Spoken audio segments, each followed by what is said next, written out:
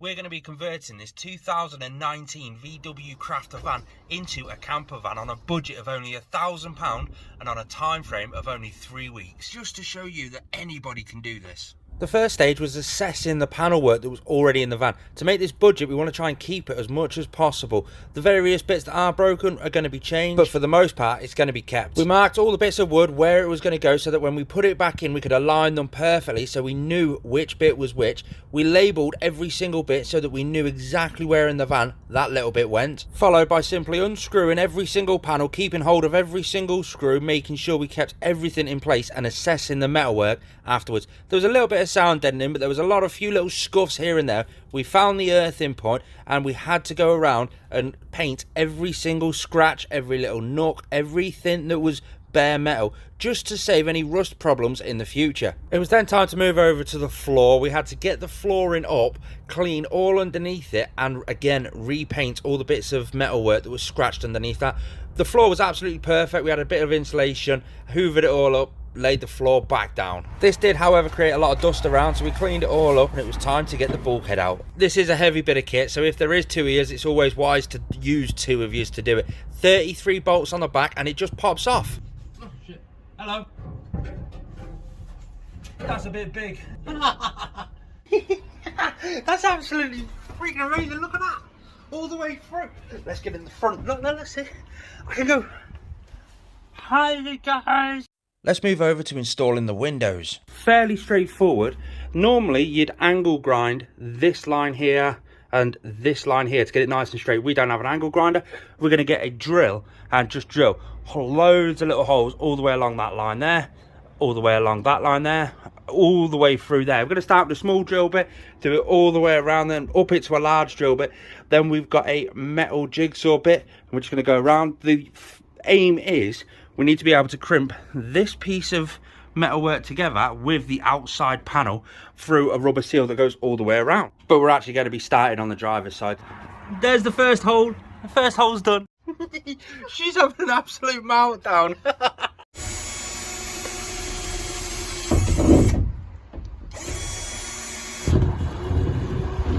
But it's just started raining.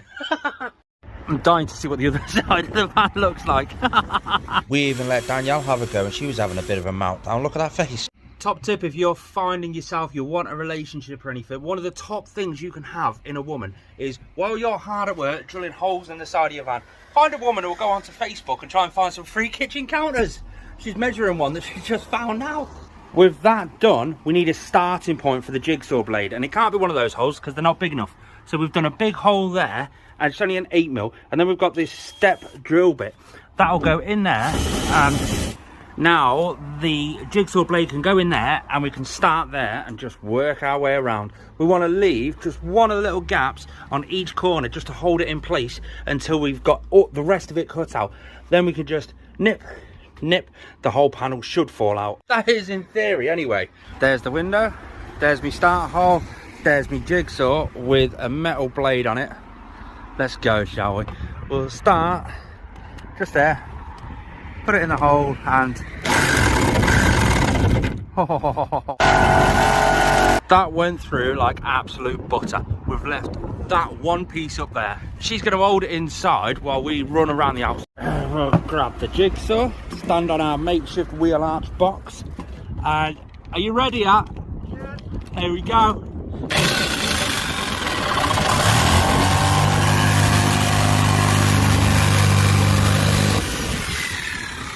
Now in theory,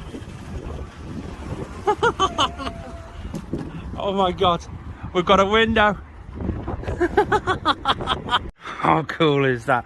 So what we've just done is filed down all the rough edges all the way around, both inside and out. It's time to start preparing the metalwork. Now we're left with some residue all the way down the sides, and it needs to be a dry, clean surface. So we're going to give it a good dry and a good clean. A bit of fake hammerite all the way over the bare metal edges. Now it's time for the seal. We've got a U seal just like that, and it's got a seal already built inside it. Now it's got to go over the two trims together. So if we need to squish the trims together to be able to get it on, so be it. If we need to jam this open slightly, we can stick something in there and jam it open slightly, and we can just go from there.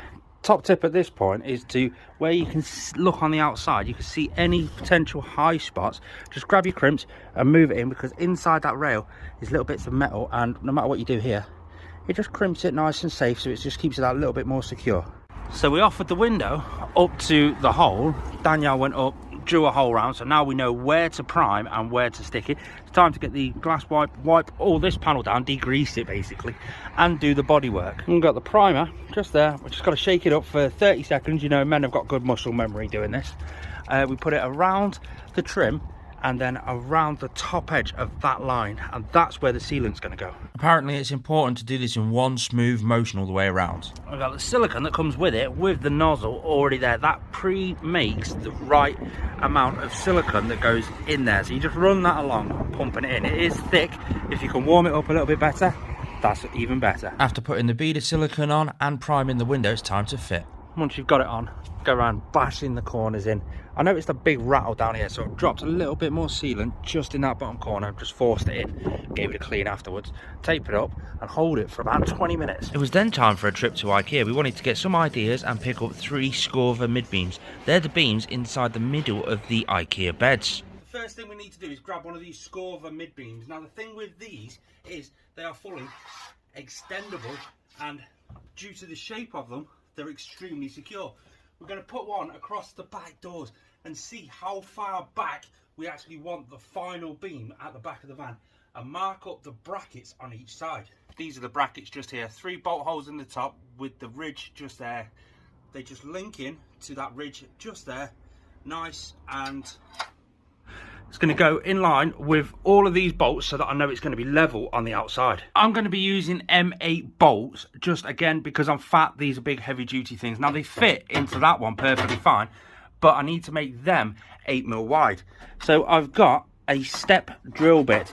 That's one of these drill bits just here. Check behind the panel to see if there's anything obstructing your way through the hole. Start with a pilot hole and then we'll step drill it again. I've got the M8 bolt, a washer, the actual bracket and the bolt. A couple of 13mm ratchet and spanner, and that is absolutely solid. The whole van's rocking. The other side, we don't even need to measure it. We know the middle bolt goes in that middle hole just there, so we just level that up, mark the holes and drill them. So now it's just a case of dropping this behind me, clicking it on to that side, and then pulling it across and clicking it onto that side. That's how strong one beam is. Let's get the next beam in place. This is just click onto there. Perfect. Pull it over. Wow, yes. Another successful bed frame. Got another one in the middle to do. Bolt the slats on place because I want them bolted in. Chuck the mattress on and see how big this bed actually is. I'm not going to bore you with fitting the middle beam, so there you go. And with the slats on, that's what it looks like. Obviously, I've got to secure the slats down. I'm thinking just straight through the mid beam, self-tapping metal screws, straight down, that'll do. That way, when I've got flex when I'm on it, the outsides can still move ever so slightly. If I bolt just the outsides and I flex in the middle, it's going to put a lot of strain on these mid beams on the outside. Bad when you have to start thinking about, I'm fat, how can I make this secure? That's it from the outside the back doors. It does hang over a little bit, but not enough. We've got a massive garage area underneath. Now the lighting is crap, so I do apologise, but you can see 2 holes straight in the middle. I fit perfectly sideways on it. Now it is a bit bulged in the middle, but it's foam, so it will mould around all the curves on the outside. The most important stage of building your own camper van is sound deadening and insulation. We're going to be using Dodo Mat, both sound deadening and insulation throughout this entire build. One, because they don't build it and think that's good enough for you. They build it in collaboration with campervan owners and campervan builders, so they know exactly what's needed for you to have the perfect campervan. And there's links and discount codes in the description down below if you want to look into them yourself. Sound deadening and insulation comes in 3 different processes. You've got the sound deadening itself, that takes away a lot of the panel boom. You can see, for example here, this is the VW standard one just here, and then this is without sound deadening. So that works to an extent. This works even better. We've got the thermal liner that stops the heat transfer. If we can stop the heat transfer from inside to outside and outside to inside, it reduces condensation to near enough nothing. And then at the back we've got 5 rolls of Dodo thermal fleece. All those together inside the van correctly, and I'll be able to drive until I can't physically drive anymore and just pull over into a lay-by and have a nice relaxing sleep. All the cars passing won't wake me, all the noise outside won't wake me. This is going to save me a good night's sleep. We'll start sound deadening this panel first. Sound deadening only needs to cover 30 to 50% of the actual panel. Roll the panel out, cut out the section that you need, clean and decrease the panel that you're actually going to work with. I'm going to use Dodo Max Prep Spray. Just a quick spray and a good degrease. And cover the whole area that you're actually going to be working on. You get the piece of panel that you've already cut out. It's self-adhesive, so just peel back the adhesive and adhere it to the panel. The way I like to do it is to put the very bottom piece on first and then slowly work it up like you would do a normal sticker on the side of the van. This just assures that the whole hex design gets attached to the van and really reduces the panel boom and the panel vibration, giving you the best you possibly can get out of this material. Don't forget to go down the panels that you can't see behind. With this panel now sound deadened, both that bottom piece, the middle piece, and up in the top piece, both the front panel and the outside panel, you can see we've got a piece just there.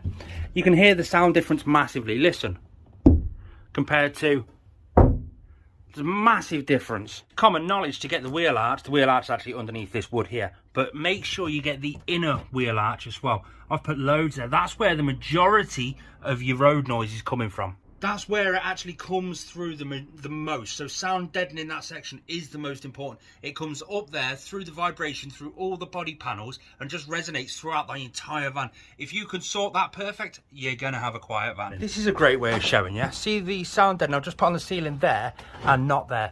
Well, look at this one, and now look at this one. You can really hear the difference, can't you? Once you're finished with all your sound deadening, both on the ceiling and the side panels, it's time to go over to the next step, which is this, the Dodo Matte Thermo Lining. This is a closed cell foam self-adhesive reflective barrier. This is what solely stops the condensation coming through. It stops the heat from transferring from outside to inside, meaning you get less condensation. This stuff goes over every single external panel throughout the entire van. So you do need quite a bit. I've got 2 rolls for this van. Let's do another flick test, shall we? Got this panel up here. It's got the sound deadening and the thermal lino flick test. Now if we go down to this panel here, we've got a fan to put in here, so I've not put anything on here yet, but listen. And again. Be careful not to cover anything that's going to cause general maintenance issues in the past. Through these holes, they're access holes to these bolts. They're to do with the runners for the sliding door. Don't cover them, because if you do need to do maintenance, it's just going to make your life a bit harder in the future. I'm quite chuffed with myself, because normally I'd make a mistake like that. The aim is to basically stuff it into every little nook and cranny.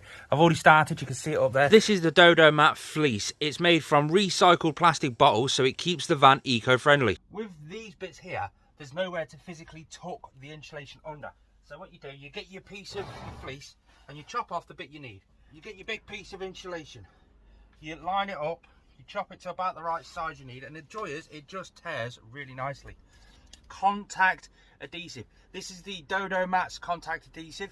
Just give it a nice good layer across the area. Leave it for a few seconds to go tacky, and then grab your insulation, line it up, and just stick it into place. You can't forget some of like these areas here, all along these ridges, because you can put them in and just use your fingers to push it all the way down, and it'll eventually go there. Then this one, you can push it up and in, and you really want to get these bits insulated too. You'll reap the benefits of all the insulation when you sat there parked in a lay-by thinking, crap, I can't drive anymore because I'm tired.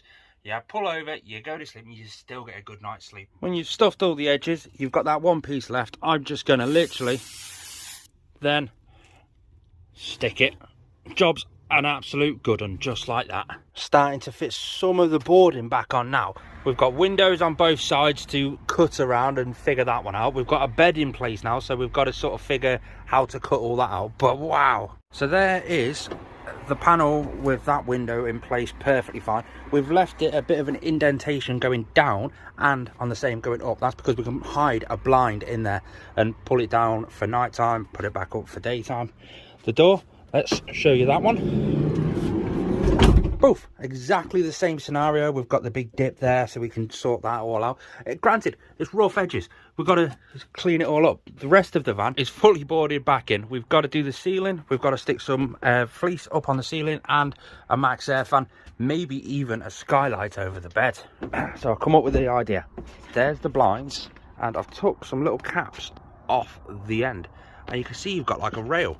See just there where it lips in, just there. I've got my top piece of wood, put some screws in like that, so that can catch the rail, just like that. There's the rail, there's the screws holding the rail, and there it is. So basically now I can get this whole unit, slide it up inside there and screw it so it's right the way up here sort of place, so it's completely hidden from view. I've got it recessed up there perfectly fine. I've got to box all the framework in down there and down there, because that's going to be a window ledge down there. But all I do is, let's see how dark it is when we fully close all the blinds. So there's that one done, and then we come over to this side. We've already got the blind on the front of the van, probably because we were in the van last night, parked up. And then that one's done, and this is pure daylight, and you can just about see, there's the wide angle lens. That light you can see at the front, that's for the internal locks and stuff. I'd say they're pretty blackout.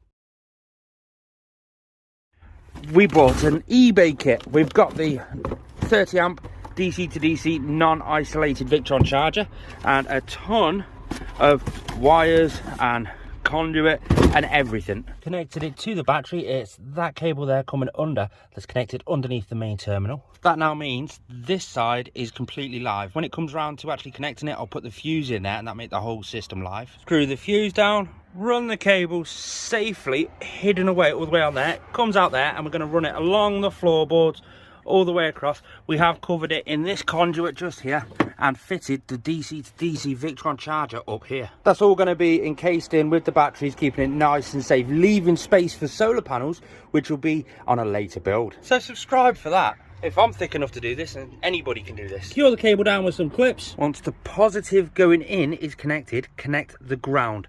The ground goes round to the negative on the battery terminal, and then to your ground point, wherever that may be. That is when you'll start to see the Bluetooth light flicker, and it will come on. You then go through the app and set it up to exactly your battery specifications. Then connect your positive over to a 60 amp fuse and back up into the charger. That is the charger fitted and completed. Before this is going to charge, you need this. This is a remote loop start, and it plugs it in just under there like that. This is what's going to tell the Victron when the battery has started. Plug it up. That is it, done. Built a compartment to go over it, so with enough space for another battery in there. That is nice, secure, solid, and it's secured in that side and on the other side, so it can't move around. We've taken a positive and negative of that straight up to the fuse box. We've got to tidy up the wiring, don't mind that. So now, when we put the diesel heater in, the fan, the lights, the USBs, everything, we can just connect it straight to that instead of having to mess around getting the batteries out.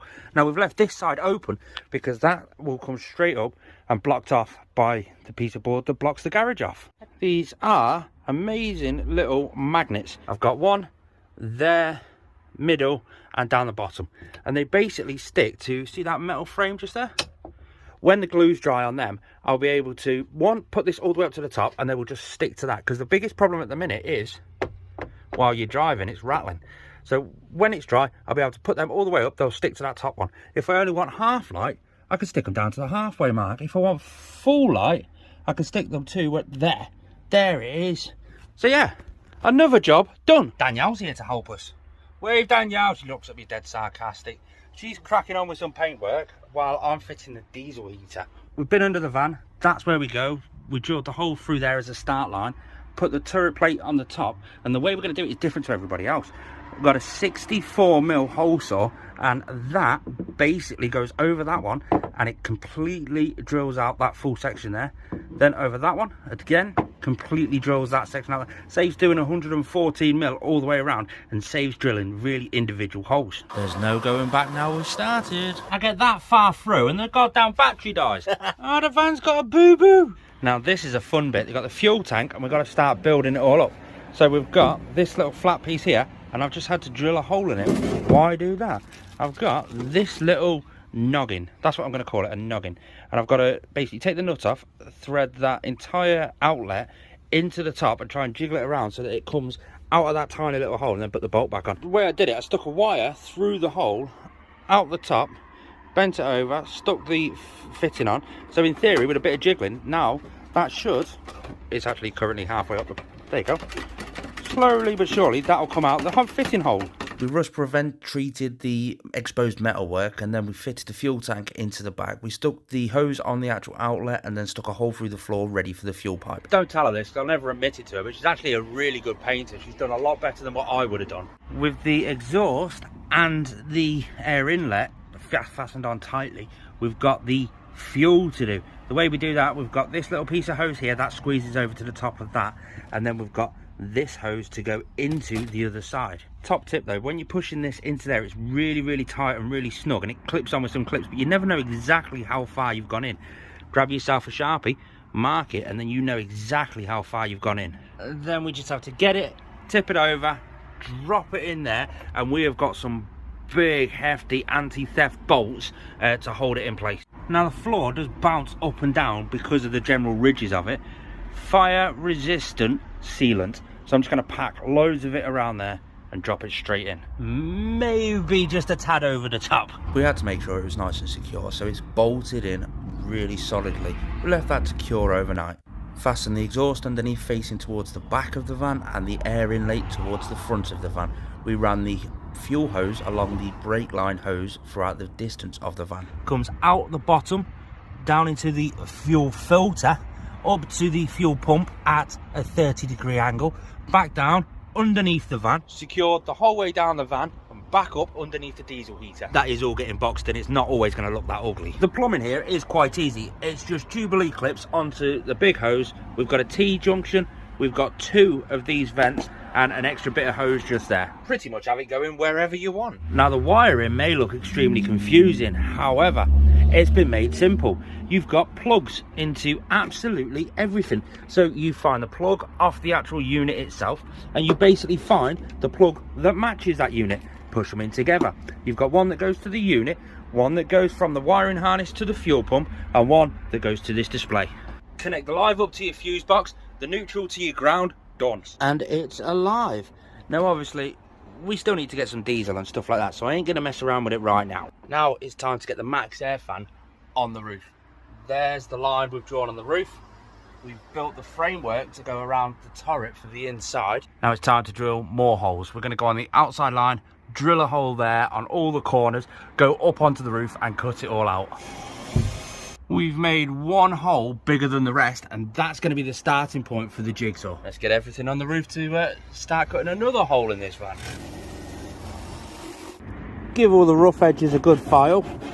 We've got to degrease the whole area all the way around, get it nice and clean, ready to adhere to the silicone. We've got to treat the exposed metal for rust. We'll leave all of those exposed edges to cure for around about half an hour before we hit the next stage. 522 Sikaflex all the way around it generously.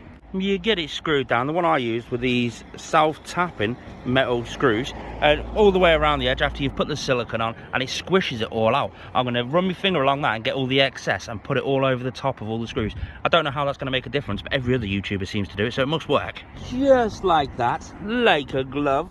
That's what the inside looks like. You can tell I've used enough Sikaflex because it's all starting to bore through. Let's get the actual fan on. You drop the fan into place, then you've got 2 holes, one there and one there. You have to have the fan open to access these holes.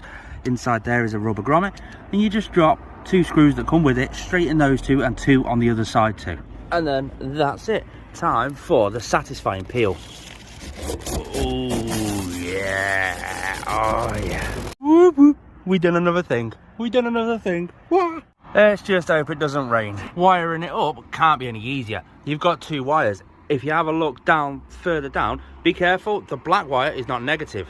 The black wire is positive, and over here the white wire is negative.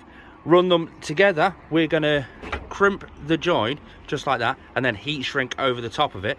Run it up, over, down, because we've got something going there that's quite nice. It's made to hide all the wiring and stuff. And then over to the fuse box just there. There's your remote control. The temperature is set at 26, so if the fan detects the temperature is higher than 26, it'll automatically come on or circulate the air. It'll do something like that. The room temperature currently is 15 degrees. It's closed and it's off, so if I press that, oh, it's opening and it's come on. Now, it may look like a lot's happened since that last clip, but let me quickly run you through it. We boarded off the garage. That was easy. We just cut a piece of plyboard, boof, bolted it straight in. We bolted it to the frames on the actual bed. Put these two seats in. These two seats will convert into another single bed. It's freshly painted, so I can't really play around with it too much. But underneath that one, that's where your diesel heater is. Underneath that one, that's where your Victron is. Underneath the garage is where the batteries and the fuse box actually is. It's all just framework that we've put in, nothing special. This area is where the sink's going to be, just solely so that we can have a tap that we can swivel around to outside, so that you can actually like wash off sand and stuff off your feet from outside. That's going to be another unit just there with the water tanks. Over here, it's just a long set of units. We're going to have the toilet, we're going to have the hob, we're going to have everything else just in that area just there. And we've just completed the main structure for the overhead storage. This is all, again, wet paint. It's going to look a lot different when it's actually finished. We're going to have like a trim piece that goes all the way around it. It's going to be vinyled. It's just going to look really nice when it's actually done. That is basically just built framework. As you can see, that's just built framework. The overhead took a little bit of maths and a bit of working out. Let me show you that. We've got one board just there. See the length of wood? That stretches the full length.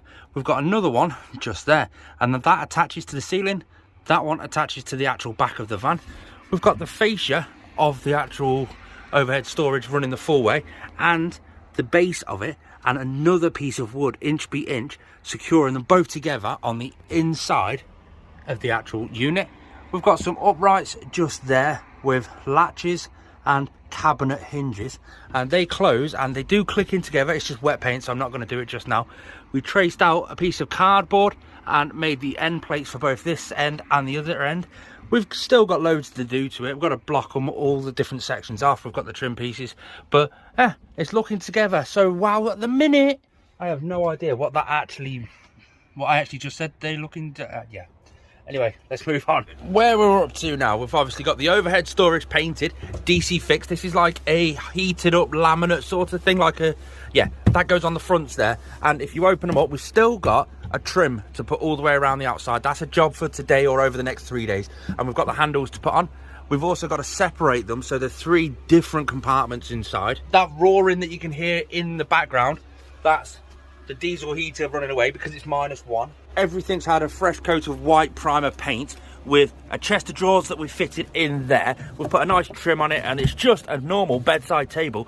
We've stuck some little clip locks onto it so that they shut and they stay shut while you drive. We have got the Dodo Mat fleece and some contact adhesive to be able to insulate the roof a bit more. Starting to look like Santa's grotto with all that on the ceiling. Then we've got this 3mm hardboard. So it's just 3mm, really lightweight. We're going to do this for the top piece of the ceiling. We're just going to try it. I've not seen anyone do it before, so we're just going to try it. We've got, check out the cute little tape measure. Look how cute he is. Oh, he's so cute. And we've basically just got to do a load of measurements, try to cut out the hole for the Maxx Air fan. We have got the cowl for that to be able to fit up there, and we've got to plan some lights as well. Danielle's coming over in a minute to help plan where the lights are going on this board. Once that piece is actually cut, fitted up and secured, we can go, right, there we go, we know where the screw holes are now, because the screw holes are really quite complicated on this. Check this out. They're going to be screwing into this metal rung, but there's holes everywhere all the way along it. Last time we done it, we just kept drilling into the holes and we missed it, so we're going to have to try and figure out a different plan to get into the holes. Well, Danielle's going to start painting that piece with the Maxx Air fan and everything cut out. I've got to get the puck lights out, take them apart, that's what they look like, and I've got to find which wire is the positive and which one is the negative. Follow them down and mark them with a bit of tape. That way, when I connect them all up together, to the wire that's already in place, then I can reevaluate everything, put them all on different switches. So the front of the van can be on one light switch, the back of the van can be on a different switch, the overhead reading lights can be on a different switch, and so on and so on. Organisation. While Danielle started painting the satin black on the ceiling, I worked on the framework. We now have a good plan on where all the drawers are going, where are going to be cabinets and drawers, and we built the supports at the back for the shelving units. We got the MDF boarding, cut it to size for the fascia of the unit. We decided to go for a style of a fascia with some cupboard doors on the front of it, just like the old T5s. Nice simple case of Gorilla Glue, wood glue, glue the thing back on, screw it in, done. Well, kind of done for now. Started snowing, so we're painting. We've got the actual fascia for the work unit, that's going black. We've got these trim pieces, they're all gone like a natural pine colour, that's the window ledge, and the others are the fascias to go around the overhead storage. Now that black fascia, just like this, with the DC fixed natural wood look, it should look quite nice. We've just put the window ledge on this side, and now I'm going to attempt to no nails these straight up on top of the fascias of those overhead storage. Getting all this done is just ticking off loads of little bits, little fiddly bits over the next 3 days to hopefully get it finished. It's not too shabby. I mean, it's not a professional job, but I'm not a professional person. I'm happy with that. Just a quick well done to anybody who can do a ceiling perfectly fine. This is the second ceiling I've ever done, and it's just as hard as the first time. So we've got all the lights in this piece, in this exact panel that we're going to do, and we've threaded them through the hole for the Maxx air fan. That's where this has to go, again, straight through that hole. So when we put it up, it will just bolt straight to the joists on the ceiling. But getting it up there is a pain in the butt. First off, I forgot that there was a light there, so I've had to take it back down, cut that light hole into it, get everything lined up. Because it is only flex board, it's just literally hardboard, it's super hard to work with. Cost effective and lightweight, yes, just super hard to work with. I can see why people tongue and groove. This is a pain in the butt. It's just a black ceiling for now. A little trick before fitting the cowl, we fitted little magnets onto the corners on the inside of the cowl. So on the outside we can put a magnetic like thermal sheet over the front of it. That's the magnets on the outside. They're not secured, they're just magneted on through the other side. They've been no nails done. Bish, bash, bosh. Next, we've got under overhead storage counter lights. These are LED lights, we've got 3 of them. They're easy enough to install. Just double-sided sticky tape up. The wire just tucks up straight through a hole and it comes down here. Label everything. We've got overhead and we've got ceiling lights coming down there. Just onto dead end wires because they're going to have to go through to the fuse box. Now to trim the countertop for there, we got a bargain. IKEA leftover reserves, £5 for this big sheet here. We've just got to cut it down to size and then it should just screw straight on with some little hinge brackets that we've dotted around the top. It's starting to come together. This is not staying white, this is going the same colour as these. Again, DC fix. Danielle has already done one of the drawers with a leather handle. How cool does that look? Oh, we've got one drawer in, and again, just with a couple of hinges just there. Both. Just got to stick some latches on. The problem is, I've just noticed, I didn't put my shelf in. That's typical the way I tend to do things, isn't it? The EcoFlow died, so I've put that on charge. While it's a beautiful sunny day, I've got that on the solar charger for an hour. We're going to work on the table now because we've still got power in the electric screwdriver. We're going to do like the old transporters have. They have the bar that goes across and the table that clips onto it. So that's what we're going to look at now. We've got the bar just there. We're going to keep the full length of the bar that way. It's going just under there. If we want to move the table over that way, if I'm sitting over there and nobody else is here, we can do that. If I want to keep it in the central so 2 of us can sit there, we can do that. The way it works, we've got a couple of clips, one like that, one like that. They go in the end of the bars and fasten to the back wall. This piece goes on the middle of the bar just to help a bit of support through the middle. These bits over here clip onto the actual table or screw onto the actual table, and then when the table gets stored, it clips onto there. Boom. That's how it stays fastened to the bar. If you didn't understand it to start with, there's the bar. It's securely fastened to that backboard. These clips clip on the back of the table, that piece we've marked out just there. They go underneath and screw from underneath, so there is a little hook just there. So when the table is in use, it just hooks onto there. We've got a table leg that goes in the middle. We have a table. When it comes round time to turn it into a single bed, we unclip it off there and drop it straight down there. We've got some bits of wood that we're going to tidy up and secure down there so the bed will sit comfortably straight on top of them. With some black hammerite paint, it was time to start spray painting both the sink and the mixer tap. Just a standard mixer tap you get in your house. We'll show you some tricks for that later. Some driftwood we found on a beach in Anglesey. We're going to make a keychain out of this. So we're going to bolt it to the side of the unit, stick some hooks in it. Great for storing our keys. DC fix the worktop that's going on the long kitchen unit. That's just a fascia, that's all it is. It's going to be stuck on there nicely. Shaped, trimmed, ready, done the single bed. Then we're now working on an adjoining piece, something that comes down here that's got a few little cubby holes, a couple of shelves in. Do you know those coffee pods you can get? We want something that's going to store a few of them because we're going to have a coffee machine in there. We're going to build that while we're waiting. It's a pretty simple case of build one side of the unit, get it all marked out, because you can see we've got the big gap down the bottom. The way we marked that was we put that there, stuck a Sharpie next to it and just ran that up the wall. That created that line there, so we now know the angle of the back wall. If we can create one side, then that means we can recreate it on the other side just simply by tracing it. Once cut, it will look like that, seamless down the back. I don't know what I'm going to do on the front yet. I'm still playing around with ideas for that. Once you've got your board, trace it out onto the right board that you're going to use, and then get your jigsaw into your EcoFlow and start costing. And then it's just a case of drop some shelves in. The way I've done it, I've glued and screwed it in from the sides. Drop some little fascias on, so when I put stuff in there, they won't come flying out. And they're nice and secure. Now I'm going to run around and cork all the little bits that I've nicked in the wrong places and leave it to dry, then paint it.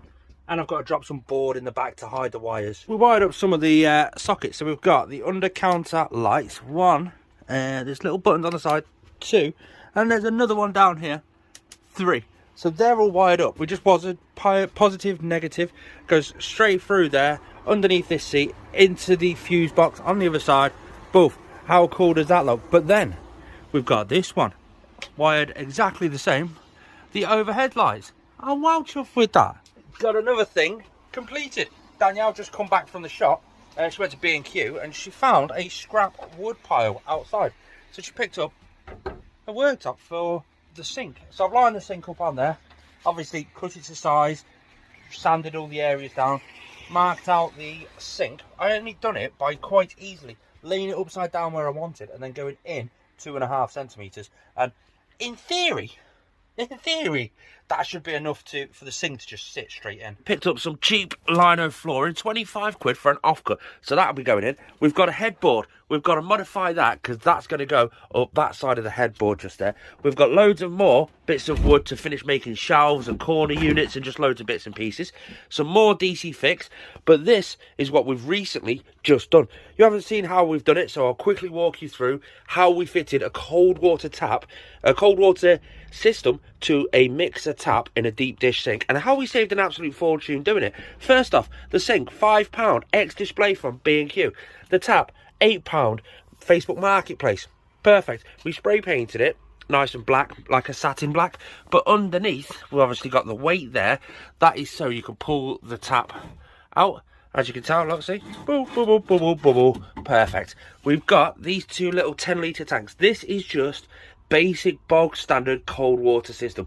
Now, because it is a mixer tap, if you turn the cold on and you've got the cold water coming through perfectly fine, and you turn it to hot, you're going to get the cold water go through the hot. So we've had to cap the hot side of the actual unit just there. That is the cold inlet. So it comes with a plastic tube, 15mm. It's a plastic push fit to that fitting just there. That then runs all the way down into our cold water freshwater tank where there's a submersible pump that runs on a electric cable that comes all the way out. We've got it rigged up to a switch. I think I'm going to change the submersible pump because, quite frankly, it isn't that powerful. The wastewater comes out the bottom of the sink straight down into the grey water tank. We turn that on, we wait for a whole few seconds, and we have water. Now, if we press that button just there, whee, and then we can pull it out and move it around and do what we want. First job was this sink had little notches. You can see just under there a little notch. So I've had to just notch this one a little bit just to be able to get it to sit perfectly so that I can silicone it down properly. Next job doesn't involve me eating a pencil, but in fact, these pieces are little like templates to go up in that corner there.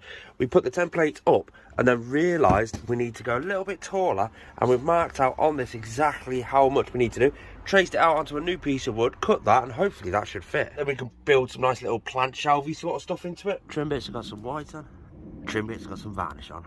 And while they're drying, we've got these uber cool leather handles. I'm going to mark them out to where they need to go on here. Now we want them to kind of hang down ever so slightly, just like that. That'll look cool. They look cool down there, so I'm pretty sure they're going to look cool up here too. I'm 35. No, I'm 36. I'm that old, I can't remember my age.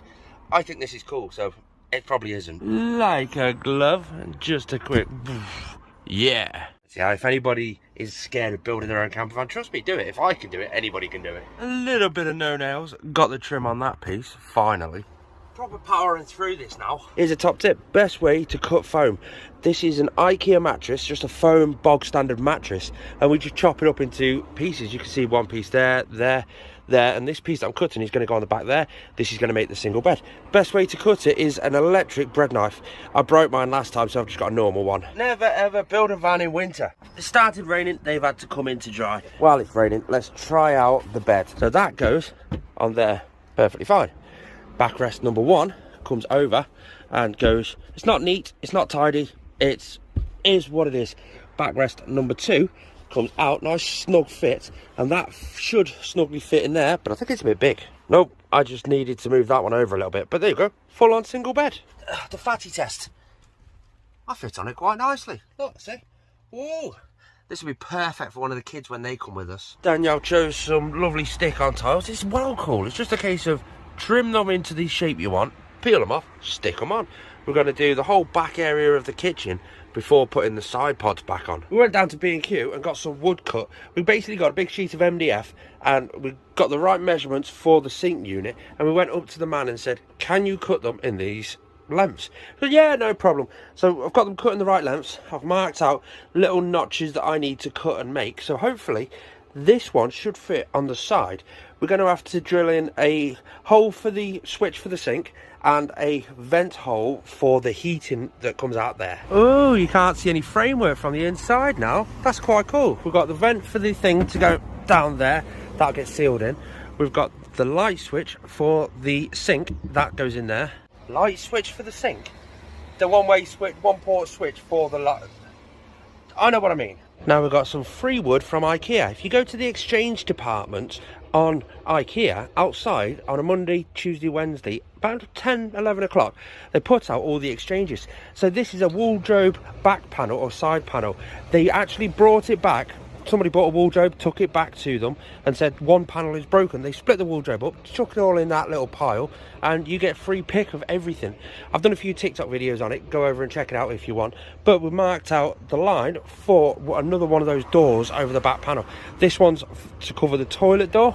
Then we're going to do the other 2 doors, get them hinged on, get them latched on, get them DC fixed so they look just like that. Then that unit should be complete, minus a divider just there and a shelf in there. And we're going to make those shelves out of the same wood, the free IKEA wardrobe fake wood stuff. Like I've said, this is only a budget build. That will get changed in a later build, so make sure you subscribe. There you go. Once in life, this was a wardrobe door from IKEA. It's cheaper for them to just give it away than it is for them to dispose of it, so we get it for free. Who doesn't love something free? How nice does that look? We've got the tiles up. We've got this corner unit here for a few little plants and a few little bits and bobs. We built this unit up. We built it up a few days ago, and then we took it down to get it painted, and we DC fixed these. And the white accent on the black just suits it, just lightens it up that touch more. And that is so solid in there. Look at how nice it looks from the other side of the van. Boof. Up to now, it's looking good. They've been painted. We've got all the doors on there. I have to lift these doors up slightly. Although they do open perfectly fine, they catch on the rug, which means they're going to catch on the rug when the flooring's down. So I've got to lift them up nicely. Underneath there, we've got a shelf. We've put a shelf under there. We've put all the cooking stuff and a bit of bobs up there. We've got down the bottom the air fryer, the coffee machine, and the toaster. We've got the drone and shoes and stuff down there at the moment. That is all going to change location eventually. Up here, just odds and sod bits and pieces for the build. Over this side, our power bank is the All Powers S2000. Again, we can solar charge that with the drone. We've got the cover for the front windscreen, which we're going to change. We're going to put sort of a curtain up instead of that. But anyway, that's done. Over here, we've started working on this. This is a bit awkward. We've got a little fridge. This is just a 12-volt fridge, but it's nice and secure there. That runs to a cigarette lighter charger cable, which is down here somewhere, which means we've got a cupboard there, which we've still got the floor to do, and the fascia and all that sort of stuff. We've moved the wastewater and the fresh water down here. We've got to extend the cable for the switch for the sink, and we've just got loads of bits of wiring stuff to do right now. We've got a bigger fuse box just here. We've got to wire that up. There was more wires to a fuse box than I originally planned, but this was the sole reason why we've just left the wires out like this, because we didn't have a full plan. The top tip for building a camper van is to basically plan it properly, otherwise you don't fall into this. We tend to find that the majority of our building is repairing the stuff or adjusting the stuff we've already put in. So we've got this piece here, this cable goes down and through the bulkhead of the bed, that goes through to the fuse box. This is for the sink. It then runs along to this wire here, which goes into the freshwater tank where there's a submersible pump. The positive is split to this cable here, which runs to the switch which turns the tap on. This cable is too short, so we need to basically make a longer one and plug it over to the switch, which is here, and that'll make the sink run. It's amazing how much hidden weight you've actually got inside the camper van that you don't actually think about. How heavy is 10 meters? I think this was actually 50 meters of cable. That adds some weight into it. You don't tend to consider that weight into the actual build. Same with a box of screws. How heavy is a box of screws? Well, times that by 7, because that's how many box of screws have gone into this van. I think I'm going to need about that much. I'll get a little bit more just to be safe. I can always trim it, but it's just awkward to add on to it. It's amazing how much, how heavy is a big tin of paint. We went through, I think, 6 litres of white all the way around. Then the added black paint that we've added all the way around, primers on the bare plastic and all that sort of stuff. It all adds up, and it's something you don't actually think about. That's done. So now it's just a case of get these cables, plug them into the outlets on the switch, and again they'll get heat shrinked, but in theory this tap should work perfectly fine. And this will be a great test for the plumbing as well, because we've put this unit in here. We've still got the floor to do and stuff, but it should now work a bit better than it did. And in theory, fingers crossed, we're going to check if it leaks. That's going to come down there, overflow into there, that'll go straight into the wastewater tank which is there. We'll be able to see if it leaks because there'll be a few drips on there. So let's give it a little test. We'll move over here, we press the button on, and there we go. Yeah, I love this sink. I am going to get a much more powerful sort of pump, because this pump is very, very weak, so to speak. With the fridge being a 12-volt fridge and it runs off a standard 12-volt connector, it uses quite a lot of energy. So we've got the normal 12-volt connector. It'll plug in there. If we have it on all the time, we're basically going to have no electric. I've just found out the fridge has actually got an on-off on it. Now, sometimes when you turn it off, it still draws some sort of electricity. So let's test it, shall we? So we've got it on, plugged into the S2000 on DC, and it's drawing 46, 45 watts. If we turn it off, both, turns the screen off, turns all the lights off, and the wattage is dropping, it's dropping. Please say 0. So I don't need to add a switch. I can just turn it on and off from the front. Now I know that, that'll make things less complicated wiring wise. I can just plug in the 12-volt socket and just plug it in that way. We then find a suitable place for the 12-volt socket for the fridge, thread the cables through that we've already connected to the 12-volt. With it wired into the fuse box, the light's actually on, which means there is power going to the fridge. So let's give it a go, shall we? We should just go down, press the on button. Oh, the light comes on. Temperature's on. Yes! We then secure it into its housing area where it's going to be permanently, and we start designing the fascia front for this unit. This is the exciting bit. This is the last fascia we need to actually build for this unit. We get a nice big design on it, we get it cut. This included a hole for the cupboard door, we've got a hole for an access panel underneath, and the hole that fits the fridge. And we make sure it fits into place perfectly fine, sand down a few corners to make it fit that a little bit better, then get it back off and get it painted. We're going to go through a couple of different coats of black on this. While that's all drying, I'm going to start these. These are the door handles, the leather ones. They just, yeah, all the unit doors need them, except for that unit down there where they look quite cool. It's a gorgeous day, so this should be dry. Yeah, it's dry, but I'm going to give it another 20 minutes just to sort of harden a little bit more. While that's drying, we'll crack on with this. And it is a table storage system, so it's nice and secure now on the back door. A couple of latches there and there. Table just lifts out. Right, let's get this on. Ooh, it's coming together. It's a bit dusty. It needs another coat over some of the screw holes that I've done. But, ooh, the fridge opens up perfectly fine. Turns on perfectly fine.